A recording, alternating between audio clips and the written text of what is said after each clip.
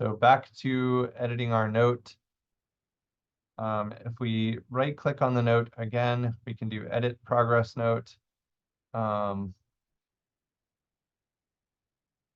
there's not an option to do that up here. So you just want to right click and select edit progress note. You can also do find and selected note, which is a search function. You could make an addendum. It generally won't let you make an addendum on an unsigned note. So if we select this, it'll say, I can't addend this unsigned note. We can save, which wouldn't be necessary because we're not editing currently. We can sign the note now. We can also identify additional signers. Again, it shouldn't let us do that until we've actually signed it ourselves. And then edit encounter information. Again, at the DCVA anyway, we do not do encounters, at least right now, for inpatients, so this is not relevant. But we'll select edit progress note, which will take us back into the editing mode, and then we can enter in all of the information, make sure it's clear. Again, for some reason, some of this formatting looks odd. There's extra space. It's a good time to point out if you control backspace, it will delete the entire line, even though there's a space there. So, where we had a number of spaces here, whatever, if you control backspace, it will just remove all of it, which can be helpful. You can see here where it didn't put a space after the colon. So again, always helpful to just quickly review some of the formatting things, make sure that your note is actually legible. And then here the default is just impression. So you'd want to add in your assessment plan, or however you want to format your note, problem list, etc.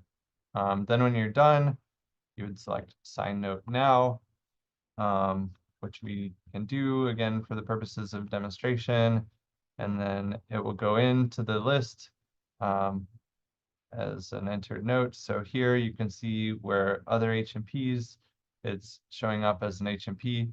Now, if we were to select these other options, identify additional signers.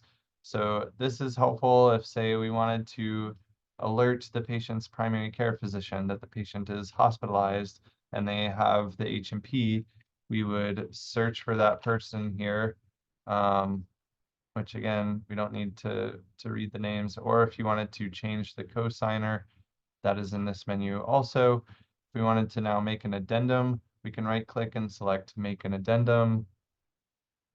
And then that pulls up just a blank freestyle note where we can type in whatever we like. This note was inadvertently signed prematurely. Please see below for the full information, etc. So we'll delete this addendum and it will ask verify if we want to delete, and we'll say yes. And that is entering notes. There is a way to create your own templates.